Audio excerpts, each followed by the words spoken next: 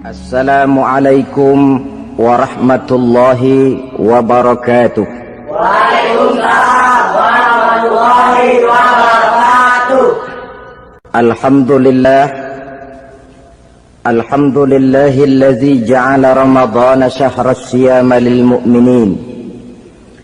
Wassalatu wassalamu ala asyrafil anbiya'i wal mursalin sayyidina wa maulana Muhammadin wa ala alihi wa ashabihil mujahidin at-tahirin, amma ba'du. Ma'asyiral muslimin rahimakumullah.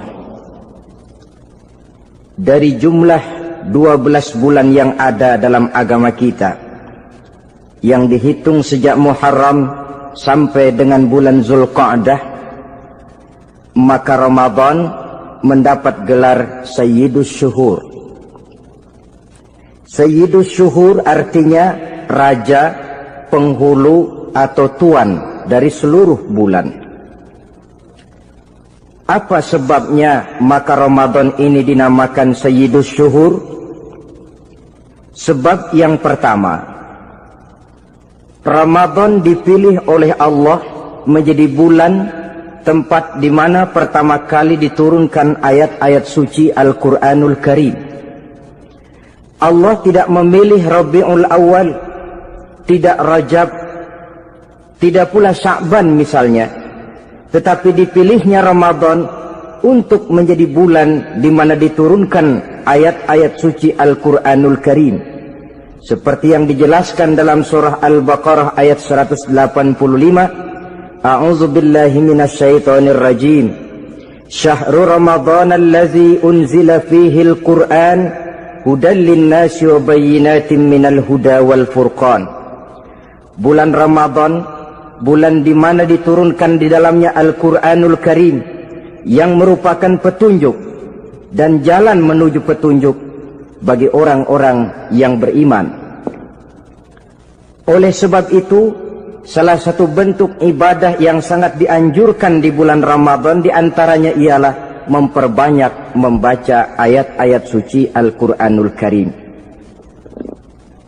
Yang kedua, Ramadan disebut Sayyidus Syuhur karena di dalamnya ada satu malam yang bobotnya khairun min alfi syahr.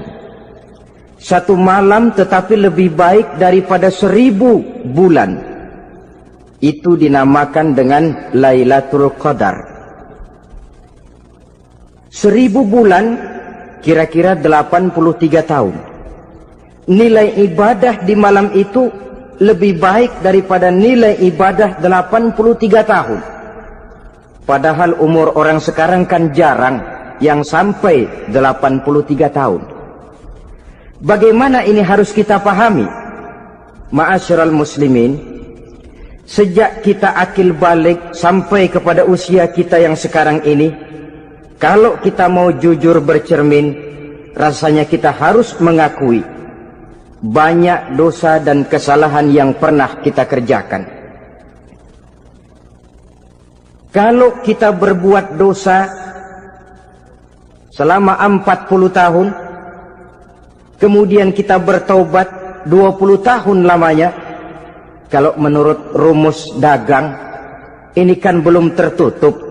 Dosa 40 tahun ditebus dengan taubat 20 tahun. Tapi haruskah dosa tidak terampuni? Allah Subhanahu wa ta'ala Maha Penyayang. Disediakannya malam-malam yang istimewa, yang punya nilai khusus. Seolah-olah Allah berkata, hai manusia, kau tidak perlu putus asa. Bagaimanapun banyak dosa kau lakukan, bagaimanapun banyak kesalahan kau kerjakan, nih, aku sediakan satu malam khairun min alfi syahrin, lebih baik daripada 1000 bulan yang disebut dengan Lailatul Qadar. Kapan sih Lailatul Qadar itu? Menurut Al-Imamul Ghazali, Lailatul Qadar itu adanya pada 10 hari yang akhir di bulan Ramadan, terutama pada malam-malam ganjil. Malam 21, 23, 25, 27, dan 29. Tapi orang yang ingin menemukan Lailatul Qadar, dia harus sudah berjaga sejak awal Ramadan. Jadi nggak boleh pakai ilmu ngincer. Tahu ilmu ngincer? Tanggal 20 Ramadan nggak terawih, 21 terawih, 22 perek lagi, 23 masuk lagi, 24 nggak ke masjid. Temennya tanya, kenapa nggak ke masjid? Ini kan bukan malam ganjil, nggak turun Lailatul Qadar. Saya kira yang kayak begini dapatnya bukan Lailatul Qadar, boleh jadi Lailatul Qadar. Orang yang ingin menemukan Lailatul Qadar itu, dia harus berjaga-jaga sejak awal Ramadan. Inilah diantara tugas kita, memanfaatkan waktu-waktu yang punya nilai istimewa. Itu ada dalam agama. Dalam setiap minggu ada hari istimewa. Dalam setiap hari ada jam-jam istimewa. Dalam setiap tahun ada bulan istimewa. Coba, dalam setiap minggu ada hari istimewa, hari Jumat. Dalam setiap hari ada jam-jam istimewa, sepertiga malam yang terakhir. Antara jam 2 sampai menjelang fajar di kala subuh, itu saat-saat istimewa. Di samping saat istimewa, Allah pun menyediakan tempat-tempat yang istimewa. Solat di Masjidil Haram, pahalanya 100.000 kali ketimbang solat di masjid-masjid lain. Begitu di Masjid Nabawi misalnya, ini tempat yang istimewa. Lailatul Qadar waktu yang istimewa yang diberikan kepada kita untuk kita manfaatkan dengan sebaik-baiknya. Toh dalam kehidupan bernegara saja misalnya, kan pada setiap tanggal 17 Agustus itu presiden memberikan grasi ampunan kepada para entah itu tahanan politik dan sebagainya. Ada yang mendapat potongan tahanan, waktu-waktu yang istimewa. Inilah sebab kedua kenapa Ramadan dinamakan Sayyidus Syuhur. Sebab yang ketiga, Ramadan disebut Sayyidus Syuhur karena di dalamnya nilai kebajikan berlipat ganda adanya. Satu hadis menjelaskan, "Lau ta'lamu ummati ma fi Ramadan, latamannau an takuna as-sanatu kullaha Ramadan." Andai kata umatku tahu keistimewaan apa yang ada di dalam bulan suci Ramadan, niscaya mereka ingin agar sepanjang tahun isinya Ramadan saja. Apa sebabnya? Li'annal hasanata fihi mujtami'atun. Di dalam bulan Ramadan itu berkumpul segala macam kebajikan. Wa ta'atu maqbulatun. Segala perbuatan taat diterima oleh Allah. Wa da'awati mustajabatun. Segala macam doa dan permohonan dikabulkan oleh Allah. Wa dzunuba maghfuratun. Dan segala macam dosa diampuni oleh Allah Subhanahu wa ta'ala. Berlipat gandanya nilai kebajikan yang kita kerjakan di bulan suci Ramadan. Itu sebabnya seorang muslim dalam menyambut bulan suci Ramadan penuh dengan sikap kegembiraan. Kata baginda Nabi, "Man fariha bidukhuli Ramadan, haramallahu jasadahu 'alan niran." Siapa orang yang gembira dengan datangnya bulan suci Ramadan, Allah haramkan badannya dari api neraka. Gembira menyambut Ramadan artinya bagaimana? Apa Ramadan datang terus bakar petasan? Bukan. Pukul beduk? Bukan. Apa gunanya pukul beduk kalau nggak puasa?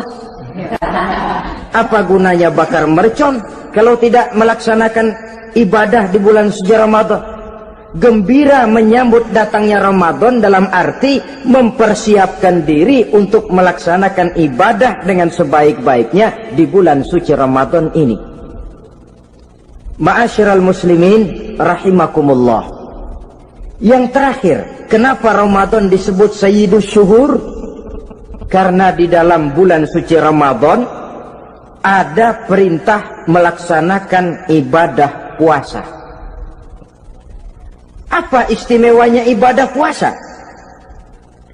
Pertama, yang dipanggil untuk melaksanakan puasa itu iman. Ini panggilan istimewa. Allah menyatakan, Ya ayyuhalladzina amanu kutiba alaikumusiyam. Hai orang-orang yang beriman, diwajibkan atas kamu berpuasa. Iman yang dipanggil untuk melaksanakan ibadah puasa. Contoh, satu hari di depan rumah kita lewat tukang pepaya, tukang duku, tukang duren. Kita panggil satu tukang pepaya, "Bang, pepaya, berhenti dulu sebentar." Kira-kira yang merasa tukang pepaya berhenti enggak? Berhenti. Ini tukang duku sama tukang duren berhenti enggak? Tidak. Tentu tidak berhenti karena tidak dipanggil. Ini Ramadan yang dipanggil orang-orang beriman. Hai orang-orang yang beriman, berhenti dulu sebentar. Berhenti apa? Berhenti makan di waktu siang, berhenti minum di waktu siang. Yang merasa beriman berhenti. Yang tidak beriman langsung. Biar Ramadan siang-siang makan jalan terus, ngerokok ngelepus terus. Kenapa? Tidak beriman, tidak merasa terpanggil oleh ayat tadi. Sekarang tukang pepaya lewat di depan rumah, kita panggil, "Bang, pepaya, berhenti dulu." Dia dengar tapi nggak mau berhenti. Apa kita bilang? "Kang pepaya budak." Dipanggil nggak mau berhenti. Ini ada orang ngaku beriman kepada Allah, Ramadan dipanggil disuruh berhenti makan siang, nggak berhenti juga. Mukmin budak.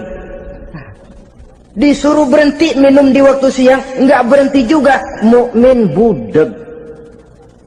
Ini istimewanya puasa. Panggilan difokuskan kepada iman. Hai orang-orang yang beriman. Allah tidak bilang hai orang-orang yang sudah masuk Islam. Tidak. Ya ayyuhalladzina aslamu. Tidak. Ya ayyuhalladzina amanu yang dipanggil. Hai orang-orang yang beriman. Nilai nurani yang paling dalam itu yang dipanggil melaksanakan ibadah puasa. Lalu orang beriman yang bagaimana yang wajib puasa? Pertama, dia sudah balik. Yang kedua, berakal sehat. Yang ketiga, dia mampu berpuasa. Orang beriman macam ini balik, berakal sehat, mampu melaksanakan puasa. Kalau cukup syarat ini, dia wajib puasa. Kurang syarat, tidak wajib puasa. Jadi kalau di bulan Ramadan ada teman kita tidak puasa, jangan heran barangkali syaratnya kurang. Cukup dalam hati saja, ini orang kurang syarat. Makanya nggak puasa. Pak, itu teman saya kok nggak puasa? Nggak puasa? Nggak puasa. Dia bukan orang beriman kali ah. Orang yang tidak beriman itu tidak wajib puasa. Beriman kok Pak? Iman, tapi nggak puasa. Nggak puasa. Belum balik kali ah. Belum balik, cuma badan doang gede. Bongsor kali itu. Belum balik. Sudah kok Pak, sudah balik. Sudah balik, sudah. Tapi nggak puasa. Enggak. Gila kali dia ah. Gila kali, sebab orang yang tidak berakal itu tidak wajib puasa. Waras Pak, dia tidak gila. Tidak gila, tidak. Barangkali dia tidak mampu melaksanakan puasa karena terkena uzur syar'i. Ini keistimewaan puasa yang pertama, yang dipanggil melaksanakannya iman. Keistimewaan yang kedua, oleh karena yang dipanggil iman, maka puasa dinamakan ibadah sirriyah. Ibadah rahasia. Kalau kita sembahyang, orang lihat kan? Lihat enggak? Lihat. Kita bayar zakat, orang tahu. Kita pergi haji, apalagi pergi haji, sekampung nganterin. Tapi kita puasa atau tidak puasa, yang tahu kan cuma kita dan Allah saja. Pura-pura sedekah, nggak bisa. Pura-pura sholat, ketahuan. Gerakannya mesti canggung. Pura-pura pergi haji, kemana perginya? Tapi pura-pura puasa, gampang. Namanya ibadah sirriyah. Bulan puasa, jam 8 pagi, makan. Keluar rumah, bibir lap yang kering. Jalan lemesin dikit. Ada angin, belaga miring. Temennya tanya, "Lu lemes amat, gue lagi puasa nih." Orang lain bisa dibohongi. Sebab puasa memang merupakan ibadah sirriyah yang tahu cuma kita dan Allah saja. Karena dia ibadah rahasia, puasa ini sulit terkena penyakit riya. Ibadah yang lain karena kelihatan orang gampang kena penyakit riya, to show only. Salat karena kelihatan orang gampang kena penyakit riya. Karena saya jadi imam, misalnya di belakang saya lihat ada mertua, wah saya bikinlah sembahyang saya mantap-mantap, pakai serban, pakai siwak, bahasanya saya paseh-pasehin kayak orang 16 tahun di Mekah. Wah, ufolli warwal maghribi salah sarokaatin Allahu Akbar. Surahnya saya cari yang panjang-panjang, paling pendek sabihis sama wadduha. Akibat apa itu? Riya, di belakang ada calon mertua. Tapi kalau sholat sendirian dalam kamar, boro-boro pakai serban dan siwak, kadang-kadang kaos kutang saja cukup. Surahnya jangan sabih sampai wadduha, langganannya inna a'toinakal kautsar sama qul huwallahu ahad. Karena sholat terlihat orang mudah kena penyakit riya. Sedekah pun begitu. Mulanya niatnya cuma mau sedekah 5.000, karena ada orang yang disedekahsegani naik 10.000, yang 5.000 sudah karena orang. Jadi ibadah yang lain itu mudah terkena riya, tapi juga mudah dinilai orang. Kita bisa saja bilang, itu orang sholatnya khusyuk ya. Kenapa? Kelihatan dari gerakannya. Itu orang hajinya mabrur ya. Kenapa? Kelihatan dari tingkah lakunya setelah pulang haji. Itu orang sedekahnya berani ya. Kenapa? Ketahuan dari jumlahnya. Ibadah yang lain bisa dinilai, tapi puasa nggak bisa dinilai. Tuh orang puasanya mantap bener ya. Kenapa? Beludah melulu. Itu bukan ukuran. Itulah sebabnya dia dinamakan ibadah sirriyah, ibadah yang abstrak, yang tahu cuma si pelaksana dan Allah saja. Ini keistimewaan puasa yang kedua. Yang ketiga, saudara-saudara, kalau ibadah-ibadah yang lain, ganjaran pahalanya itu dijelaskan oleh Allah. Sedekah kalau ikhlas pahalanya begini, haji kalau mabrur pahalanya ini, sembahyang berjamaah pahalanya ini. Untuk puasa tidak. Puasa Allah cuma bilang as-siyamu li wa ana ajzi bihi. Puasa adalah untukku, aku yang akan membalasnya. Berapa besar balasannya tidak dijelaskan oleh Allah. Apa artinya ini? Kalau saudara kerja, mandor bilang, sampean kerja sama saya, gaji satu hari 5.000. Ketahuan kan, sehari 5.000. Kita bisa kong kalingkong, ada mandor rajin, nggak ada mandor kendor. Pokoknya sehari 5.000. Tapi kalau mandor cuma bilang, kau kerja sama aku, soal gajimu nanti aku yang atur. Tidak dijelaskan berapanya, nanti aku yang atur. Ini kan mestinya kita kerja hati-hati. Sebab apa? Mungkin gaji kita lebih besar dari jumlah 5.000 kalau kerjaan memuaskan. Mungkin tidak digaji sama sekali kalau kerjaan berantakan. Tidak dijelaskannya pahala puasa menjadi sugesti bagi kita untuk melaksanakan ibadah ini dengan sebaik-baiknya. Mungkin gaji sangat besar, mungkin tidak digaji sama sekali. Sebab kata Nabi, kam min shaimin laisa lahu min siyamihi illa al-ju' wal 'atsh. Berapa banyak orang puasa, dia tidak memperoleh apa-apa dari puasanya kecuali lapar dan haus saja. Puasa sah, kewajiban gugur, nilai 0. Tidak dapat apa-apa kecuali lapar dan haus. Jadi inilah keistimewaan daripada ibadah puasa. Saudara hadirin yang saya hormati, kemudian apa sih perlunya kita melaksanakan ibadah puasa ini? namanya syahwat. Kalau itu kita kendalikan, maka langkah hidup ini akan menjadi lurus karenanya. Benar kalau Nabi menyatakan, "Iza jaa Ramadan, futihat abwabus sama, wa ghulliqat abwabun nar, wa sufsidatis sayatin." Apabila datang bulan suci Ramadan, dibuka pintu langit, dibuka pintu surga, ditutup pintu neraka, dan diikat setan-setan itu. Siapa yang ikat setan? Puasa kita. Dengan puasa kita mengendalikan nafsu. Kalau nafsu kita kendalikan, setan nggak berkutik. Jadi yang mengendalikan nafsu itu nilai puasa. Nafsu terkendali, setan terikat. Kalau puasa, kalau nggak puasa, setannya ngebludak. Jadi jangan digambarkan, wah kalau bulan puasa setan dirantai. Rantainya kayak apa? Yang rantai siapa? Arti setan diikat di sini ialah nafsu dikendalikan. Dengan apa? Mengatur makan dan minum. Puasa kan sebenarnya logikanya mengatur perpindahan waktu makan dan minum saja. Apabila perut besar ini teratur demikian rupa, syahwat tidak menggelegak, dia terkendali.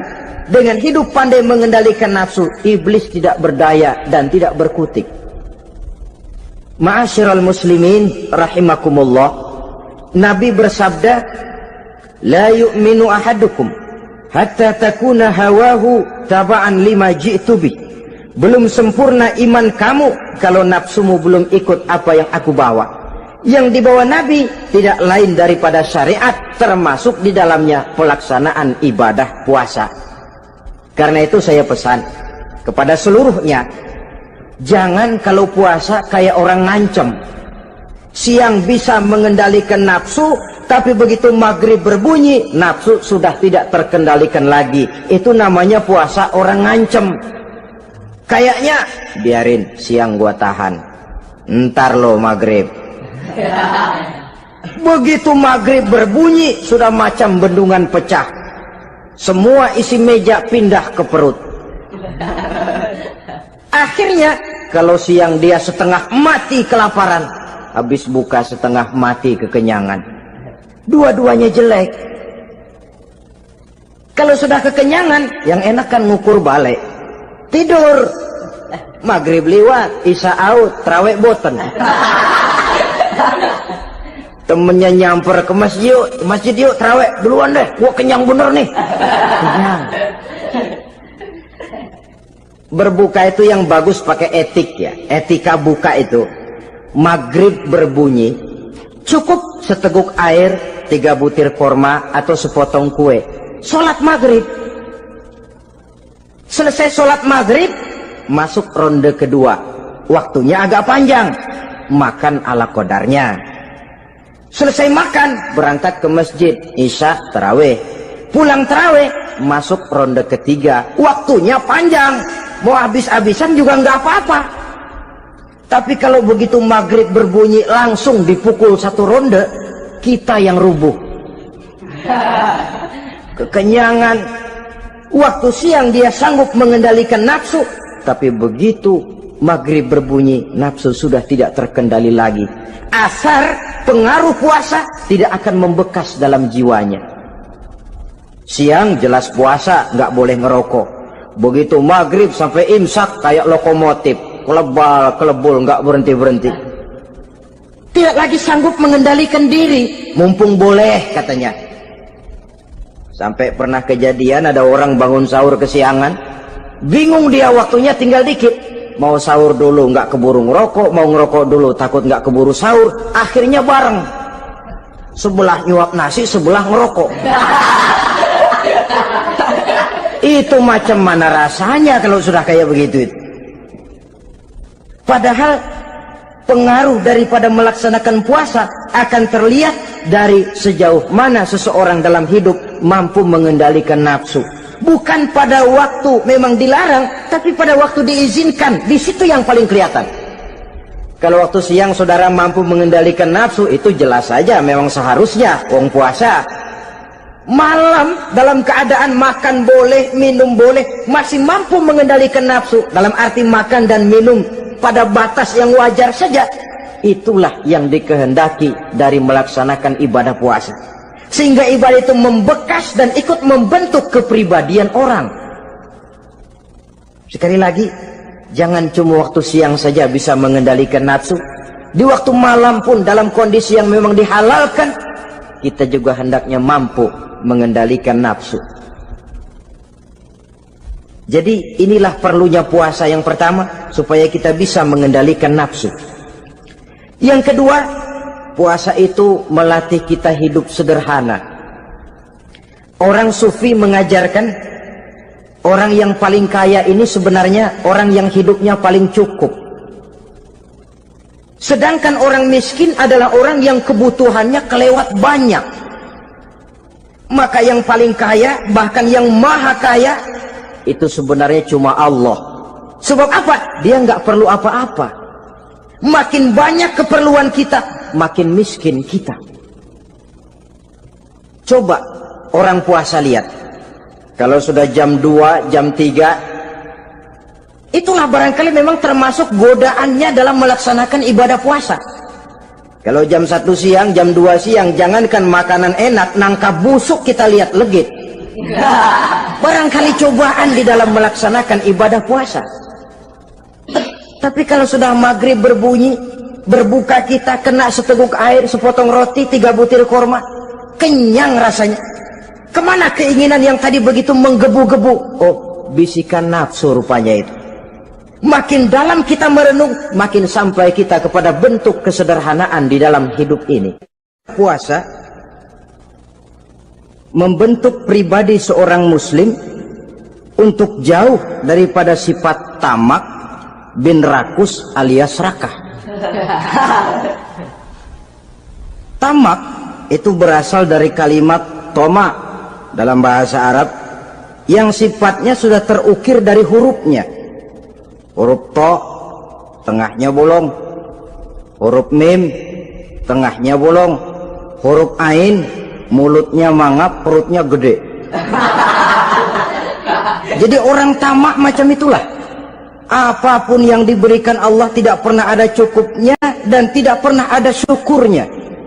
Sehingga Nabi menjelaskan, lau anna libni Adam wadiyani min zahabin labtagha lahuma thalisan wala yamla'u jawfa ibna Adam illa turab. Andai kata manusia mempunyai 2 buah ladang yang seluruhnya emas, tidak usah kepalang tanggung, ladang emas, 2 ladang semuanya ladang emas, dia tidak akan puas, dia akan mencari lagi ladang yang ketiga.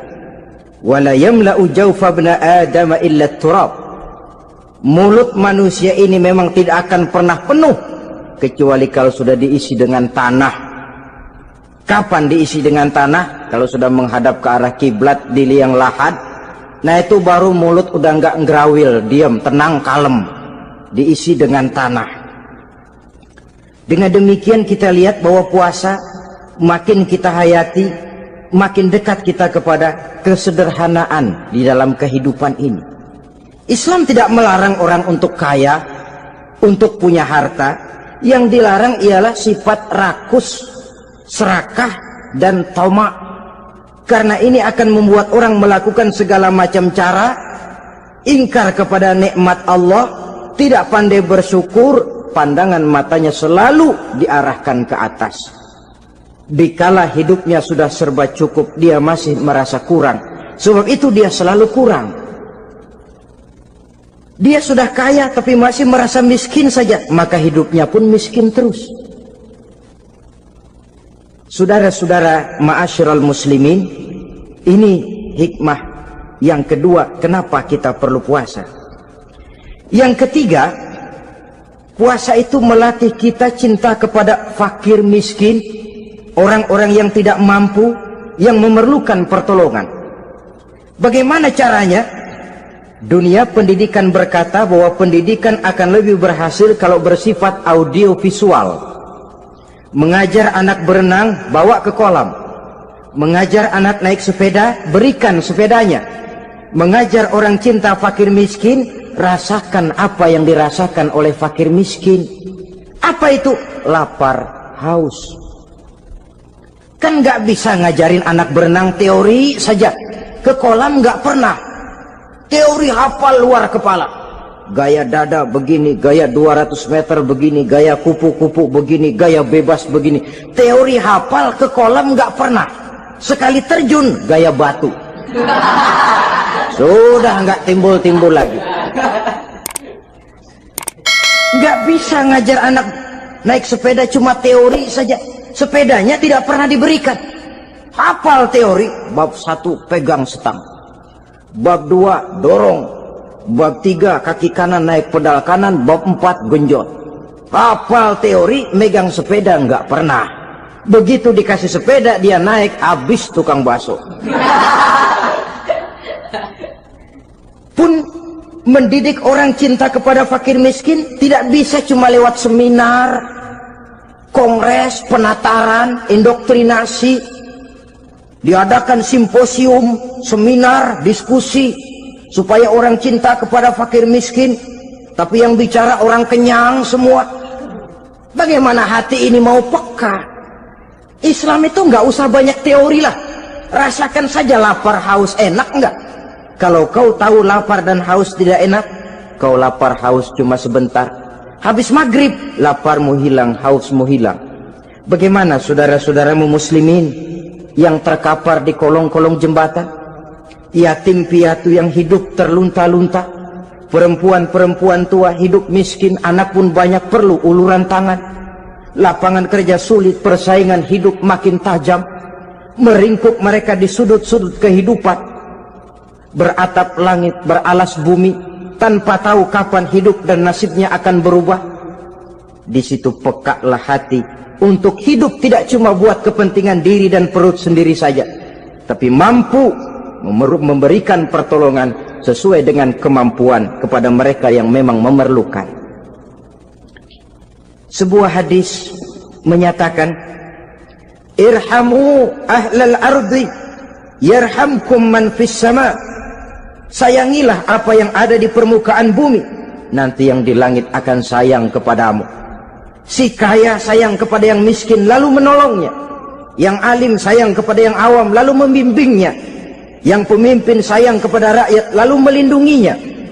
Yang di langit akan sayang kepada kita, akan turun rahmah berlimpah, akan tercipta keberkahan dan ketenangan dalam hidup.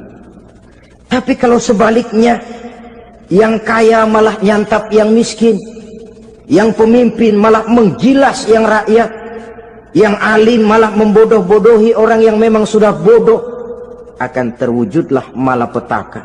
Bukan rahmah yang turun dari langit, tapi azab akan menimpa kita semua.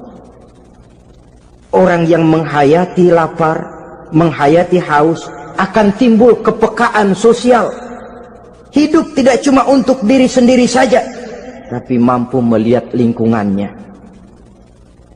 Yang keempat, kita perlu puasa untuk menumbuhkan sifat jujur dan disiplin.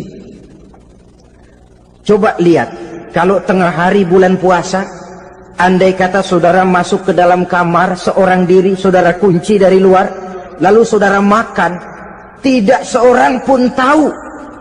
Tapi kenapa itu tidak kita lakukan? Ada semacam perasaan malu, malu kepada Allah. Iya, orang lain tidak tahu. Iya, manusia bisa saya bohongi, tapi Allah. Atau umpamanya waktu sholat zuhur, saudara sholat zuhur di masjid, umpama ketika ngambil air wudhu, giliran ke kemur, saudara korupsi dikit aja, telan. Jangan Nabi sumu tasihhu, berpuasalah kamu, badanmu akan sehat. Sebab apa? Saya katakan tadi, semua energi dihasilkan dari perut besar sini. Itu makanan yang kita makan, mulai dari keju sampai singkong, mulai dari hamburger sampai combro, masuk perut besar, digiling, lalu ditransfer ke seluruh tubuh oleh perut besar ini. Mekanisme kerjanya persis pabrik besar. yang kalau kita hayati Allahu Akbar. Fatabarakallah ahsanul khaliqin. Ini tangan supaya kuat kerja perlu vitamin apa? Kirim ke tangan. Mata supaya awas perlu vitamin apa? Kirim ke mata. Bibir supaya nggak pecah perlu vitamin apa? Kirim ke bibir. Oleh perut besar ditransfer ke seluruh tubuh. Sisanya yang nggak perlu keluar jalan belakang. Kalau perut besar ini terus-menerus bekerja, ibarat mesin diporsir, dia akan cepat rusak. Maka datang bulan Ramadan, perut besar itu jangan terlalu diporsir, diberikan tenggang waktu istirahat. Sehingga Nabi memberikan jaminan sumu tasihhu, berpuasalah kamu, pasti kamu akan sehat. Buktinya orang mati kelaparan banyak, tapi yang mati karena puasa, kalau puasanya betul, nggak ada. Maka Islam itu agama yang sesuai dengan fitrah ya. Buktinya apa? Puasa wisol itu bukan saja tidak boleh, tapi haram. Puasa wisol artinya puasa nyambung. Dari pagi sampai maghrib, sampai malam, sampai besok pagi lagi terus-terusan puasa, haram. Karena itu bertentangan dengan fitrah. Islam tidak cukup dari waktu imsak sampai datang waktu maghrib. Kenapa? Menurut perhitungan itu sesuai dengan daya kemampuan maksimal manusia. Sudah diukur itu. Allah yang bikin manusia kok. Jadi kalau Allah perintah puasa, itu sudah dalam kemampuan daya tampung dari kapasitas yang dimiliki manusia. Orang mati kelaparan banyak, yang mati karena puasa nggak ada. Belum pernah saya dengar ada warta berita, sari berita-berita penting dalam siaran ini, gara-gara bulan puasa orang Islam pada mati. Nggak ada. Yang mati kelaparan banyak, tapi yang mati karena puasa tidak ada. Nabi menjamin sumu tasihhu, berpuasalah kamu, pasti badanmu akan sehat. Ma'asyiral muslimin, kalau sudah tahu kita apa perlunya kita berpuasa, pembicaraan akan saya lanjutkan bagaimana seharusnya kita puasa. Puasa yang ideal itu yang bagaimana? Al-Imamul Ghazali menjelaskan, orang yang puasa itu ada 3 macam. Pertama, saumul awam, puasanya orang kebanyakan. Orang macam ini merasa sudah puasa asal tidak makan, tidak minum, puasa sudah. Pokoknya tidak makan, tidak minum, itulah puasa. Ini puasanya orang awam. Matanya tidak pernah puasa, kupingnya tidak puasa, kakinya tidak puasa, tangannya tidak puasa. Ini puasa orang awam, kebanyakan. Hasilnya tidak mustahil seperti yang dikatakan Nabi tadi. Berapa banyak orang puasa tidak mendapat apa-apa dari puasanya kecuali lapar dan haus. Puasa sah, kewajiban gugur, nilai 0. Kan rugi ibadah semacam itu. Sebab jangan lupa, yang membatalkan itu kan 2. Ada yang membatalkan pahala puasa, ada yang membatalkan puasa. Bedanya apa? Kalau puasa batal, pahala jelas batal. Tapi kalau pahala yang batal, puasanya mungkin sah, kewajibannya gugur, tapi pahala tidak ada. Kalau yang membatalkan puasa sih umumnya kita bisa jaga itu. Sebab apa? Masalahnya konkret, kelihatan. Apa yang membatalkan puasa? Misalnya makan dan minum yang disengaja walaupun sedikit, batal.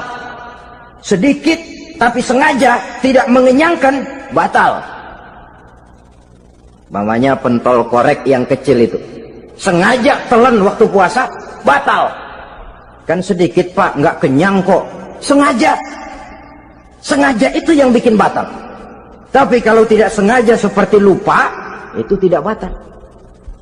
Misalnya hari pertama puasa, habis sembahyang subuh tidur, bangun jam 8, lupa kebiasaan, langsung aja nyerbu ke dapur.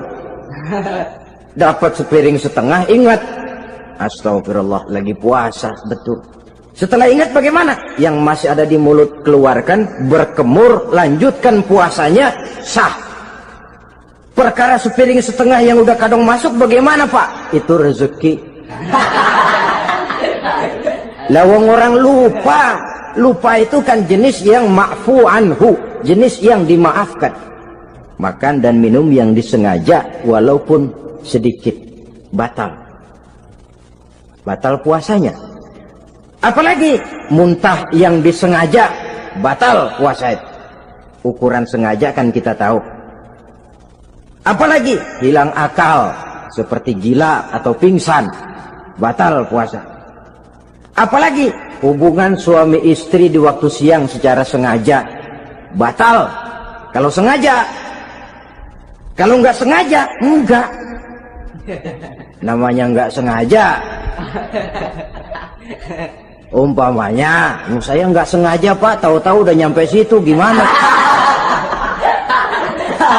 Yang nggak batal, cuma begitu ingat, buru-buru selesai mandi, lanjutkan puasanya, sah.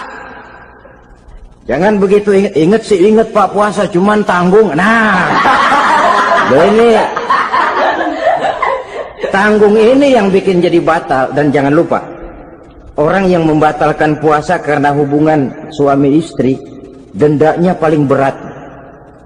Seorang sahabat pernah lapor, halaktu ya Rasulullah, ya Rasul, celaka saya. Ma ahlakah, apa yang bikin kamu celaka? Saya lagi puasa Ramadan ya Rasulullah, saya nggak tahan. Lalu saya nyelonong sama istri saya, pengantin baru ini rupanya. Nyelonong bagaimana? Ya nyelonong.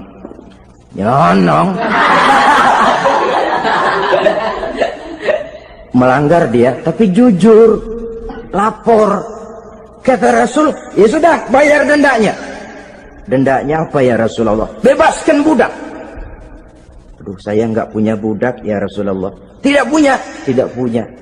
Puasa 2 bulan berturut-turut, tidak boleh diselang-seling. Syahraini mutatabi'aini, 2 bulan berturut-turut, tidak boleh diselang-seling. Gimana? Sanggup puasa 2 bulan berturut-turut? Enggak kuat ya Rasulullah. Enggak kuat? Enggak kuat. Ramadan yang sebulan aja saya nyelonong, apalagi 2 bulan. Kalau kau tidak kuat juga, beri makan 60 fakir miskin, 1 orang 1 mod ya Rasulullah. Apalagi jangan memberi makan 60 fakir miskin. Istri saya di rumah sehari masak, 3 hari libur. Saya orang susah ya Rasulullah. Saya pikir lagian ya orang kebangetan juga, sudah melarat sama larangan berani. Rasul masuk ke dalam kamar, keluar kembali bawa sekeranjang kecil kurma. Kalau kau tidak punya apa-apa, bawa pulang ini. Sedekahkan kepada orang-orang miskin di kampungmu sebagai pembayar dendamu. Ya Rasulullah, apalagi? Di kampung saya itu yang paling miskin saya. Waduh, rusak bener ini orang. Apa marah Rasul? Beliau malah senyum. Ya sudah, kalau memang yang paling miskin kamu, bawa pulang saja itu kurma, beri makan anak istrimu di rumah. Orang ini udah melanggar larangan, dapat kurma lagi. Yang kedua, watak hukum Islam itu elastis, fleksibel, tidak kaku. Tidak kalau sudah begitu ya mesti begitu, itu tidak. Yang sering kaku kan kitanya umat Islam di dalam memahami Islam. Saudara hadirin yang saya hormati, yang tidak boleh itu pun di waktu siang. Kalau malam sejak maghrib sampai sebelum imsak, pada awal perintah puasa tidak boleh. Tapi ternyata banyak juga yang nyerempet-nyerempet. Sampai Allah turunkan, uhilla lakum lailatas siyami arrafasu ila nisaikum. Dihalalkan bagi kamu pada malam puasa bergaul dengan istrimu. Jadi barangkali di antara pendengar ini ada yang pengantin baru, tolong sabarlah di waktu siang. Tunggu maghrib berbunyi. Kalau sudah maghrib habis buka, mau buka lagi juga nggak apa-apa. Terserah saja. Ini yang membatalkan puasa. Yang kita sulit mengontrol, yang membatalkan pahalanya. Apa misalnya? Ngomong-ngomongin orang. puasa, ngomongin orang jalan terus. Itu ya tetangga kita. Kenapa emang? Oh, anu. Kita sih bukan ngomongin orang ini. Bukan ngomongin orang katanya. Ngomongin tuyul. Anu. Bohong. Orang puasa bohong apa puasanya batal? Tidak. Puasanya sah. Yang batal mungkin pahalanya. Saudara-saudara ma'asyiral muslimin rahimakumullah. Mata, terutama di kota-kota besar, menjaga mata ini kadang-kadang kita nggak pengen lihat tapi kelihatan. Sebab itu memang yang tidak boleh ngeliatin. Kalau kelihatan lain, kelihatan itu kan rezeki. Orang kita nggak mau tapi kelihatan. Yang kelihatan itu sebentar. Kata Imam Ali, nazaratul ula laka wa tsaniyatu alaika. Pandangan pertama untukmu, yang kedua atasmu. Jadi begitu kelihatan, ya sudah. Jangan kelihatan tapi manteng aja enggak mau. Jadi mantengnya ini yang jadi urusan. Saudara hadirin yang saya hormati, dengan kata lain, berusahalah kita untuk puasa zahir batin. Itu yang pertama tadi. Puasa tingkatnya orang saumul awam disebut. Tingkat yang kedua, saumul khawas. Puasanya orang khusus. Bagaimana ini? Di samping tidak makan dan tidak minum, panca inderanya sudah ikut puasa. Matanya puasa, kupingnya puasa. Asal ada diajak ngomong-ngomongin orang, maaf ya, kuping saya lagi puasa. Kakinya puasa, diajak jalan ke tempat yang tidak baik, dia bilang, maaf saja, kaki saya lagi puasa. Diajak nyolong, maaf, tangan saya lagi puasa. Tidak cuma sekedar tidak makan dan tidak minum, panca inderanya sudah ikut puasa. Sekurang-kurangnya, seperti inilah puasa kita. Zahir, batin. Nah, yang tertinggi disebut saumu khawasil khawas. Puasa orang khusus yang lebih khusus lagi. Ini sudah the first class ini. Puasanya orang fit. Bagaimana puasanya orang ini? Di samping tidak makan dan tidak minum, puasa panca inderanya, hatinya juga sudah ikut puasa dari seluruh keinginan yang selain Allah. Wah, ini kelas tinggi. Orang yang puasa macam ini, andai kata jam 3 sore dia berpikir, ntar sore buka pakai apa ya? Dia menganggap batal pahalanya. Kenapa? Masih mikirin makanan. Kalau kita kan bukan cuma mikirin, ngancem. Waduh, jam 5 di meja udah berderek es kopior, kelapa muda, cendol. Apa yang mau diminum lebih dulu? Tingkat yang tertinggi ini, hatinya juga puasa dari semua keinginan yang selain Allah. Idealnya sekurang-kurangnya kita puasa zahir batin. Zahirnya menahan diri dari yang membatalkan puasa, batinnya mencegah diri dari yang membatalkan pahala puasa kita itu. Ma'asyiral muslimin rahimakumullah. Terakhir, Rasulullah sallallahu alaihi wasallam membagi bulan Ramadan itu menjadi 3 bagian. Sepertiga yang pertama, tanggal 1 sampai 10 Ramadan, masa turunnya rahmah, turunnya kasih sayang Allah. Kalau istilah sepak bola, tanggal 1 sampai 10 Ramadan ini disebut babak semifinal, babak penyisihan. Sepak bola itu kalau baru tingkat babak penyisihan, pesertanya banyak. Seluruh kesebelasan turun bertanding, babak penyisihan. Ramadan tanggal 1 sampai 10, babak penyisihan, putaran pertama. Pasaran puasa rame. Masjid musola full house. Meledak, tidak sanggup menampung jamaah yang tarawih itu. Yang tadarus meriah. Kenapa? Maklum babak penyisihan, seluruh kesebelasan turun bertanding. tanggal 1 sampai tanggal 10 Ramadan. Bila itu selesai, selesailah putaran pertama, masuk putaran kedua, sepertiga yang kedua tanggal 10 sampai 20 Ramadan, masa maghfirah, masa turunnya ampunan dari Allah, masuk babak semifinal. Sepak bola itu kalau sudah babak semifinal, itu kan sudah banyak kesebelasan yang masuk kotak. Maka 10 Ramadan ke atas, pasaran puasa mulai menurun. Yang enggak puasa mulai nekat. Yang tadarus sudah mulai sayup-sayup sampai.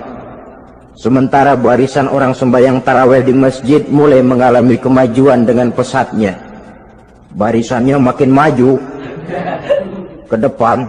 Maklum, tidak semua kesebelasan tangguh. Ada yang sejak bertanding sudah berhitung. Kita sih bakalan kalah jelas, yang penting main aja dulu dah.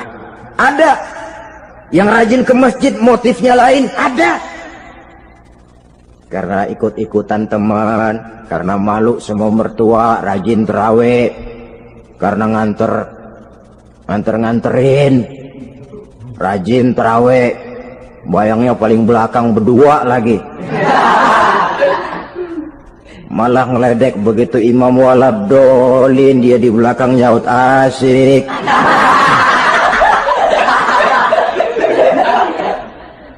Yang kayak begini ini sudah nggak bakal tahan lama, akan gugur di babak semifinal. Puncaknya putaran terakhir tanggal 20 sampai akhir Ramadan, masa itkun minan nar, masa pembebasan dari api neraka, masuk babak final. Kalau sudah babak final, ya pesertanya nggak banyak sudah. Ramadan tanggal 20 ke atas babak final, pesertanya nggak banyak. Sebab apa? 20 Ramadan ke atas pikiran orang sudah bercabang itu. Yang punya kampung sudah siap-siap mau pulang mudik, lebaran di buah kampung, puasa kayak enggak, yang penting pokoknya lebaran. Yang pegawai negeri gajinya kecil, anaknya banyak, palanya ngebet. Yang belum punya sepatu, belum punya baju, macam-macam problem, sehingga konsentrasi ibadah menurun. Padahal Nabi sangat menganjurkan tingkatkan ibadah, la siyama fi ashril awakhir, lebih-lebih pada hari 10 yang akhir, tanggal 20 sampai akhir Ramadan. Di situ dianjurkan memperbanyak ibadah, i'tikaf, tarawih, tadarus Quran, bersedekah, amalan-amalan sunnah yang sangat dianjurkan di bulan suci Ramadan ini. Nah, mereka yang keluar sebagai finalis Ramadan, Allah Subhanahu wa ta'ala berkenan memberikan piagam penghargaan. Di atas piagam itu tertulis dengan nyata, ghufira lahu ma taqaddama min zambihi. Pemegang piagam ini dinyatakan keluar sebagai finalis Ramadan, kepadanya diberikan penghargaan dengan jaminan ampun terhadap seluruh dosa yang pernah dia kerjakan. Sehingga dia keluar Ramadan, masuk 1 Syawal seperti bayi baru dilahirkan oleh ibunya, bersih tanpa dosa karena sudah dibersihkan oleh ibadah Ramadan. Sehingga masuk Syawal, dia rayakan Idul Fitri, dia pantas mengucapkan minal aidin wal faizin. Minal aidin artinya semoga kita termasuk orang yang kembali. Kembali kemana? Kembali kepada fitrah, seperti bayi baru dilahirkan oleh ibunya, tidak punya dosa kepada Allah karena sudah dibersihkan oleh ibadah Ramadan. Ini orang yang finalis, puasanya betul, tarawihnya betul, pantas mengucapkan minal aidin. Dan kalau tarawih cuma 2 malam, puasa 3 hari, lebaran paling rajin, mas minal aidin ya, minal aidin. Nggak tahu diri lu, minal aidin dari mana? Saudara hadirin, dosa kepada Allah bersih oleh ibadah Ramadan. Tinggal dosa kepada sesama manusia, berhalal bihalal di hari raya Idul Fitri. Nah, inilah pembicaraan kita pada pertemuan kali ini, dengan harapan mudah-mudahan ibadah kita diterima Allah, kita keluar sebagai finalis yang pada akhirnya masuk ke dalam kelompok minal aidin wal faizin, orang yang kembali suci kepada fitrah dan orang yang beruntung. Dengan semangat inilah kita rayakan Idul Fitri, hari raya kembali kepada fitrah. Terima kasih banyak atas segala perhatian, mohon maaf atas segala kekurangan. Usikum wa nafsi bitaqwallah. Wassalamualaikum warahmatullahi wabarakatuh. Waalaikumsalam.